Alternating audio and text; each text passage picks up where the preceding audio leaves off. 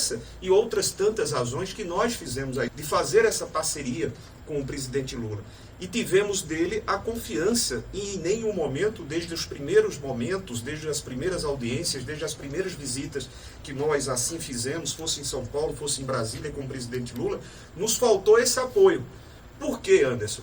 Porque quando o presidente foi presidente e nós estivemos enquanto prefeito de Campina Grande, um e outro se reconheciam como fazedores. Então, grandes parcerias, vou citar um caso aqui para ti, e a região do Brejo foi inclusive beneficiada com as ações da segurança alimentar, quando em Campina Grande, enquanto gestor municipal, nós implementamos uma das políticas que mais Lula fez questão de focar os seus olhares para a inclusão social, que foi a alimentação, o programa UPA da agricultura familiar, com os bancos de alimentos, com as cozinhas comunitárias.